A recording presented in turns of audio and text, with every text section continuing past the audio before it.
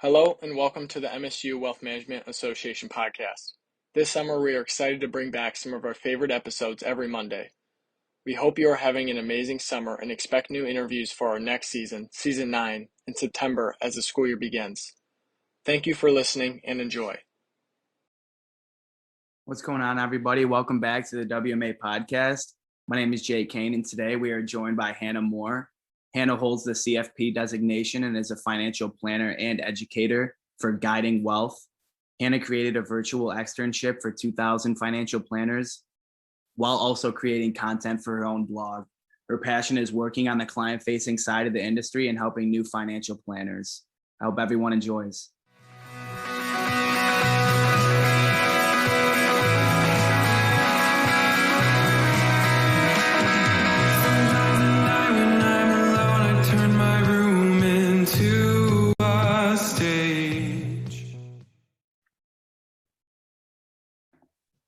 Hannah, thank you so much for joining the podcast. We're very happy to have you.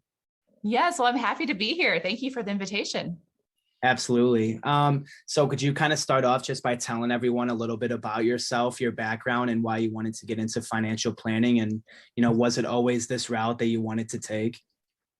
Yeah, well, I can definitively say that I had no idea financial planning existed as a career. I was always interested in personal finance when I was growing up. Even just in high school, I loved listening to the radio shows about personal finance. I got to college, I wanted to do nonprofit management, and then took a financial planning class just on a whim. And in that class, I just did really, really well. And so the professor pulled me aside one day and was like, "Hey, you should consider this as a major." And so I said, okay. I had no idea. To give you context, when I was growing up, my dad worked at Walmart and my mom stayed home with me and my four brothers. So it's just a very different world. And so I changed my major to financial planning, got an internship, and started to kind of get a taste of what this was like, and then got a job right out of college. And and it was working for a woman who was a financial planner. And so that's really kind of how I got into where I am today, or kind of that interest into financial planning. Absolutely. It's very cool and unique. So kind of going off that, could you talk about your different designations that you have? So I see that you're a CFP and a certified financial transitions designation. So could you kind of talk about what those are about? Yeah, absolutely. So after I graduated, I started with this first job. I was in study mode. So I just kept getting kept doing the testing. So I took my Series 7 next, and then I went to my Series 65 after that. And then I sat for my CFP exam. And so I just did those one right after the other because I was in study mode. It would be a lot harder to go back and do those now. And so I got the CFP designation. It really is table stakes now for becoming a financial planner. So I did that. So part of my story is I was 22. I started working for a woman. She was 68. 4 years later, I ended up buying her practice. And so after I bought her practice, I'm a 26-year-old, don't really know which way is up. And I really wanted to focus on becoming a better financial planner of how do I actually engage with clients? How do I sit across the table from them? And so Susan Bradley it was a Sudden Money Institute. Now it's a Financial Transitionist Institute. And so it was a training on basically how to help clients in transitions. Now, the irony is almost everybody's always in some transition, right? So we ended up, it's really applicable to a lot of different places, but I ended up going through that training and getting that designation really as a way to, because I was so young when I was working solely working with these clients, I really wanted to be able to provide the best service to them. And so that's why I pursued that, the CEFT, Certified Financial Transitionist. That's awesome. Very impressive. Buying a practice at 26. Yeah. I couldn't even imagine doing that right now. That is unreal, and something also very uncommon that, you don't see a whole lot. So that's very awesome. Yeah. So thank you. No, it was definitely thrown in on the deep end. It was a sink or swim type moment for me in my life, and we swam. So it worked out. Very cool. So kind of branching off from that in a different direction. So obviously you bought your practice, you said at 26, you got all these, tests out of the way, and now you're kind of transitioning to, marketing yourself and creating the content that you have for people. So could you kind of speak about your creations with the blog, the externship that you got going, the budgeting blocks, Yeah. and kind of why you wanted to do that? Absolutely. So I ended up buying the practice. So I was 26. A couple of years later, I ended up leaving the broker dealer where I was at. I had really between 250 and 300 clients. I took my top kind of tier of clients and started an RIA practice. And in that transition, there was a seminar series I went to at my local FPA chapter, shout out to FPA DFW. And there was a seminar series called You're a Financial Planner, Now What? And I would go to the seminar series. I really say it's where I learned how to do financial planning. And I would come home and I would tell my husband, I was like, this is some of the best content. Like I am learning so much here. And there's like 5 people showing up. I don't understand why there's not more people. And my husband, whose degree was film and digital media, it was just like, well, why don't you put that on the internet? And I was like, yeah, I don't know how to do any of that. And he's like, well, I do. So anyway, in this transition, so moving from all of these clients to a much smaller client base, I had a lot of time on my hands. And I was married to the expertise. And so anyway, we started, so the people who were running the seminar series ended up retiring, if you will. And so we started this. And so we started the podcast. We started the You're a Financial Planner, Now What podcast. And we, just started interviewing people, and it just started to take off from there. And really, we did that because it's what I needed when I started out as a financial planner. So we did that for a while. We just started getting so many people reaching out to us, which was just wonderful, but it was really hard to do because this was kind of just our giving back. And there was just so much need and so much potential that was here. So long story short, we ended up partnering with FPA National, and we're consulting with them to help them build out their new planner initiatives. And so in that, we created the FPA Activate Facebook group, which we still manage and run. So it's a group of several thousand financial planners. So if you are on Facebook, it is like, definitely go there. You don't have to like ask questions, but it's really great. If you want to ask questions, we absolutely welcome it. But it's a great place just to see what are the conversations that financial planners are having today. So even if you just go there and you're a lurker like that, there's just so much value there as well. And so in that, that's kind of where a lot of this, a lot of our content creation started. So last year, the pandemic hit, and I'm consulting with FPA at this point, and we're just like, okay, there are so many needs right now out here with financial planning. What can we do to help? Who are the people that need help the most? And there were so many needs. And the group that we kept going back to were these students. And we kept hearing, it started trickling in where students were like, we're losing our internships. So what do we do? Professors started to reach out, and they were just like, our students are losing their internships. We don't know what to do. And so we started seeing this problem. And this was like, we started seeing this problem.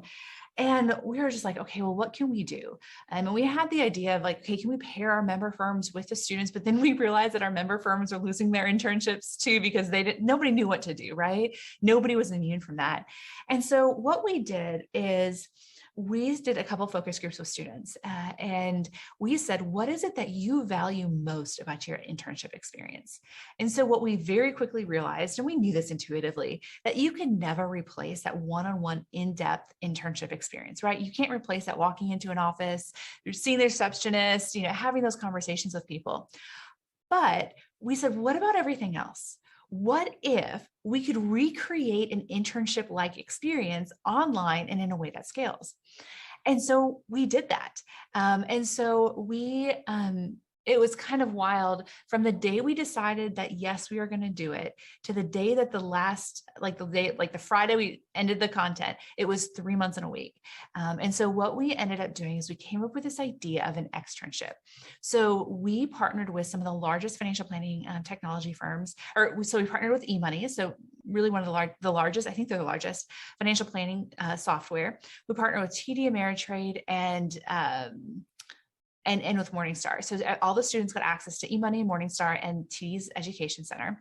And so what we did is we tapped into the FPA network. And so every week we are bringing 3 experts in that would show how they did financial planning at their firm. So for investments, we would bring in 3 different people who approached it differently, who served different types of clients. And we would say, okay, how do you do financial planning? What does this look like? And they would show us that. They would share their deliverables.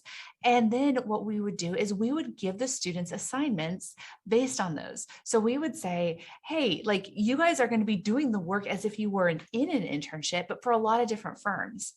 And so we did that. We brought them back for live office hours.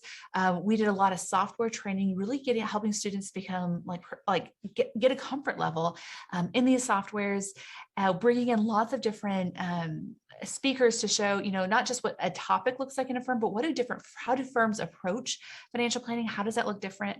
And so we did that for 8 weeks.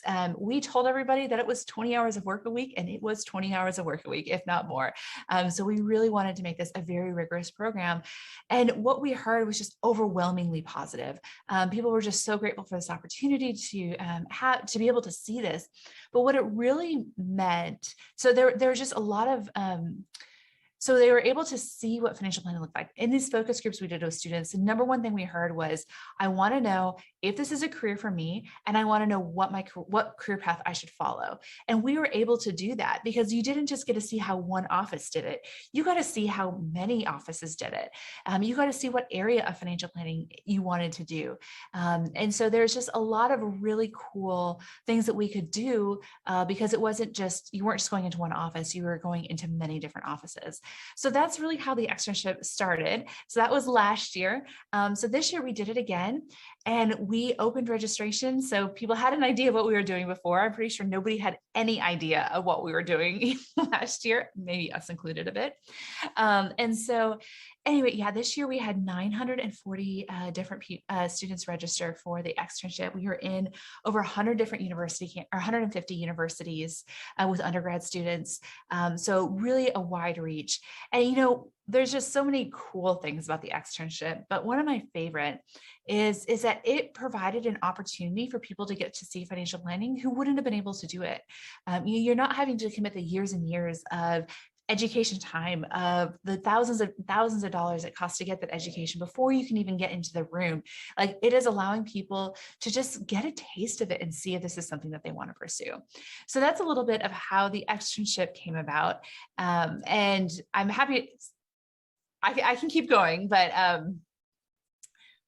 No, that was great. And first of all, I just wanted to say that you're a hero for starting the externship. And I think that a lot of people trying to get jobs think, oh, I need this internship. But, externships, like you said, they answer the question of, is this really what I want to do? What area do I want to go into? So that's very beneficial to, answer that question. And that's what internships and externships are for. So that's great. Really what we've heard from students over and over again is that what they got out of this externship is they saw what all they were learning in classroom. How does it actually apply into the real world? Like, that was one of the really big values of that externship, is that you get to see, what is this application? What does this look like? So we're not necessarily teaching, the 5 steps to a Roth conversion or the 9 different ways to do it. It's, we're showing, like, this is one way to do it. It really takes the book knowledge and puts it into practice.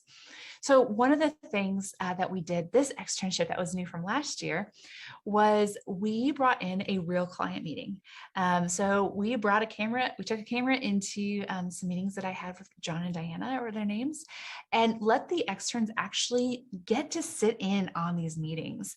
And so it was a really big piece of what of the externship this year. And so if you're okay with me talking about it, I'd love to tell you kind of what we're working on now. Absolutely. Yeah, that'd be great. So what we're doing now is we realize that this is really what the value that people want is. They want to be able to see what client meetings look like. There's so much training on the technical knowledge of, that's what your CFP program is about, right? It's teaching the technical side of financial planning. It's teaching the theory of what this looks like.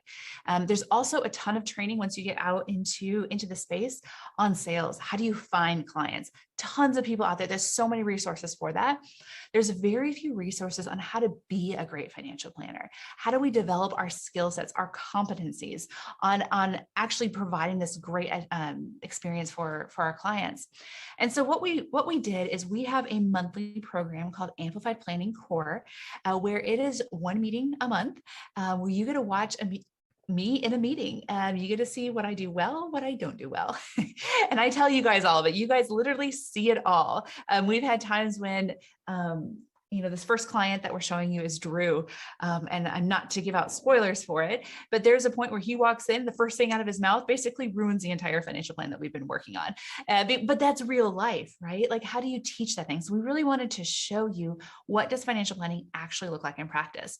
And so every month you're going to get a client meeting, but we're going to let you guys be like my associate financial planner. So you'll be able to do the work as if you were in my office. So you guys are going to be doing research for it. You'll be looking at the client documents, like working through those client documents. You'll be taking the meeting notes. And so you really get that hands-on approach to what it's actually like to be in a meeting in an office. And great part is you get 20 hours of experience credit, or 20 experience hours for the CFP board.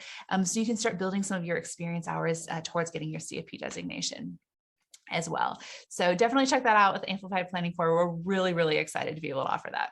Yeah, I was just going to restate that. Actually, that sounds like an unreal resource. And, just speaking from my experience, just sitting in on those client meetings has been my favorite part of the internship, and that it's unreal that you guys offer that. So again, that's Amplified Planning, great resource, and everyone should definitely check it out.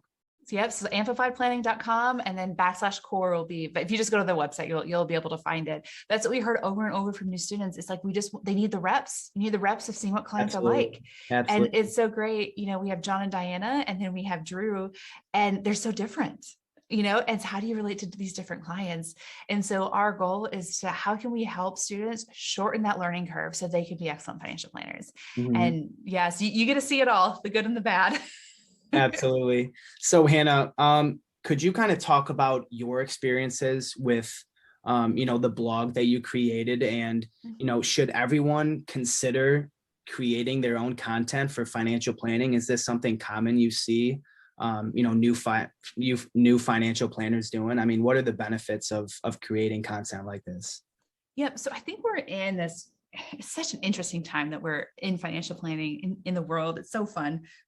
So I think there's always going to be room for content, right? Oh my gosh, it would make me so happy if we had like hundreds and hundreds of people on TikTok making, personal finance, like content. Like, that would just be like, yes, like we need new financial planners to be making this content, educating the public, and doing all of this. Do I think everybody needs to? No. I think there's a lot of friends that I have that are working at firms that don't write for a blog. They don't need to, right? So a lot of it kind of depends on where you want to go and what you want to do. What's really interesting, like in our space, what we're finding is that it's very bell curve right now, where we have a lot, like on the large firm size, large firms are buying up large firms. Like, it's like this merger and acquisition, just craziness happening right now. And then on the other side is we have lots of people who are starting their own firms. So if you're somebody who was like, hey, I love the fact that I want to be an entrepreneur, about half of our externs, that's why they like financial planning, is a chance for a path to entrepreneurship. So yes, creating content, that is the name of the game. So for so much, and that can look very different, right? For who you are, and, who you are and how you want to show up to the world. So I think, yes, it kind of depends on what's the purpose for it. Do I think people should be writing for financial planners? I think we need a lot more people writing for financial planners. I don't think everybody's meant for that. But I know that we have tens of millions of people in this country that need good financial help, that they're going to hear Jake's voice, and it's going to resonate a lot more than hearing Hannah's voice. And so they need to be able to hear that. And so don't be shy about that. The other thing that I really like about writing content, and why I would encourage a lot of people to be writing content, especially if you're new, is that it helps you develop your ideas. So even if you don't use it, just writing it out, it's going to help you sharpen your focus. It's going to help you figure out, what is it that you believe about financial planning? How do you communicate this? Because it's not easy to write a blog. It's not easy to do all this and to make it really good. And so it really is, it's a skill set that you develop. And so I think it's a skill set that's only going to become more and more valuable, the more we're in the world that we live in right now. Yeah. But not all employers are going to ask you for that. You don't need it for a lot or most of the jobs out there, but it's a really good skill set. Absolutely. And from a consumer's perspective, they've helped me a ton, the personal finance blogs. And, I really never discovered blogs or podcasts or, any other content like that until I joined WMA. And, we have a great Spartan journal. They post the podcast, bring people on like you. So it's a great resource. And I can bet that it's pretty challenging to be the publisher of it. So once you get in the rhythm of it, that helps. Yeah. absolutely. And just the expectation. Yeah. So Hannah, one kind of deep question for you, Yeah. a little in depth. So I want you to talk a little bit about being a woman in financial advising. This seems to be a male dominant industry, and I kind of just wanted you to give some insight on, why it doesn't have to be, and, your experiences being a female advisor. And, I read a statistic, I don't know how long ago, but it showed that 23% of women hold the CFP designation, which is, an extremely low number. So, what would you say to the female undergrads? And, this is really something that we're trying to implement into WMA to get some female leadership. So could you kind of talk about your experiences with that? Yeah, well, so first of all, I'll say that, the work that we do with clients, like, it's just so gratifying, right? It's so many things that, when they survey women in particular, that it's for everybody, right? Like, where it's men or women, like, you feel good when a client is thanking you, but there's very much this missional side of it, that women it just resonates. And so the work that we do, I think is so, I just think it's a great field for women. So when we start talking about career, we start talking about what's possible. So I have my own firm. In my office, we actually have a full nursery. So I have 2 little girls. One will be 3 next week, and the other one is 5 months old right now. And so we're able to bring them up to the office, and there's a place for them here. And so we don't use it all the time, but it's, there's a lot more firms. So if you have your own firm, or you work at the right type of firm, there's a lot of flexibility that can be brought into that. So a couple of reasons why I think, and again, these are just my hypothesis, when you get into financial planning, so much of it is get your first job, right? Just get your first job, and then you can network and you can find these different things. One of the things that's always striking to me is once you start working at a role, right? So I was in this broker dealer. They had all the resources. It was like, you go to their conferences, you hear their speakers. It's very, you only hear that avenue, if you will. And so what we know about financial planning is that it's an undeveloped profession, where there's lots of different career paths. It's not like accounting where it's very clear what each role is. There's a lot of ambiguity. There's a lot of, like, we're still defining all these things. And so what I see is that people, especially new planners, get into a role and they think that this is what the profession has to offer. And they're realizing that this is not the flexibility that I want. I'm not treated well in my office. This is going against my core values of how they're treating and talking to their clients. There are a lot of people out there like that. And so what people say is, well, if this is financial planning, I don't want it. And I wouldn't want that job either. So I would really just encourage you is that once you get into your first job, your first couple of jobs, don't just stay isolated in that firm. And they're going to provide you the mentors. They're going to provide you the coaching. They're going to provide you the training. And that's all great, and take advantage of all that. But break out of that isolation of that firm, break out of, go talk to other people in your community. This is why I'm such a believer in the FPA, and why I think it's so important, is because then you can go talk to other planners who are in different roles, and you can say, you know what, where I'm at right now isn't good, but there's other opportunities out there. And so what I would say really to anybody coming in, but especially to women, is know what's important to you, know what your values are. And if you're not seeing it at wherever your first job is, know that there are other places where that will align with those values. And so you're going to have to do the work to find out where you want to land. But it is incredibly rewarding. All the things that you guys are being promised right now in school, the possibilities that you're seeing, that you can really help people, that this can be a true helping profession that exists. You just have to sometimes it's going to take being your 3rd or 4th job, but you have to be persistent on that. And then I promise you're going to find jobs where they're going to have a nursery in the office, or you're going to find jobs where they're going to be flexible with you, and they're going to understand the different demands of motherhood, that they're not going to be, that they're going to value your voice. You're going to have a seat at the table, and so just know that there are those roles out there. And if you're not in that role, please don't just leave. I mean, do what's best for you. I understand that, but just know that there's other places out there for you.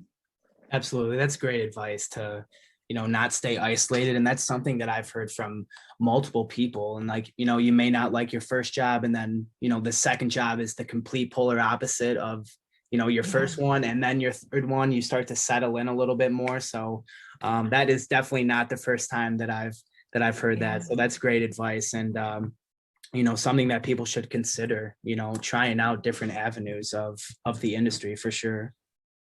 Yeah. And figuring out what fits and what doesn't. And Absolutely. yeah, I know that there's a whole community ready to support you in what this looks like. So if you're struggling, like, join us in the FP Activate group, ask those questions there, because I promise you that you will get lots of women, other women or, men too, people there to support you. Absolutely. Because we need you guys to be successful, right? Like, we need young people. We need the students to be successful in financial planning. There's such a need. There's such a need for people to get good financial planning advice. And that's what we're here for. And we know that we can't do this without the students. And we want you guys to be successful. Well, on behalf of the students, I appreciate that. So Hannah, unfortunately, our time is wrapping up soon. So I kind of just wanted you to, give some last pieces of advice to our listeners, if you have anything else that you'd like to tell them. Yes, absolutely. Well, stay curious. That's always the advice that I give. There's so much to learn about financial planning. As soon as you think you know it all, there's just going to be a whole new world that'll open up and you realize how little you know. So stay curious. The people that you're like, oh, there's something I can learn from them. Yes, there is. So be asking the questions. Ask the questions, dive in deeper, really just explore this. There's so much to learn. And this is just an amazing, amazing profession. And you really, like, the power that, like, I always talk about the power of financial planning, and like that, like, we really have the power to impact families and frankly generations of families with their finances. And I can't think of a better career than that. That's great, Hannah. Thank you so much for coming on the podcast. We all appreciate it, and I appreciate your time. So thank you very much. Absolutely. Well, thank you, Jake. I appreciate it and love the work that you guys are doing as well. Thank you very much. All right. If you like what you just heard, please like, comment, and share. This is Lance Mullen, producer of the MSU WMA podcast. MSU WMA, or Michigan State University Wealth Management Association, is a student organization part of the Eli Broad College of Business, located in East Lansing, Michigan. Our mission is to inspire and educate the next generation of financial planners. Thank you for listening to today's episode. If you enjoyed, please check out our channel on all platforms such as Spotify and Apple Podcasts, and check out our social media at MSUWMA and MSUWMA.com.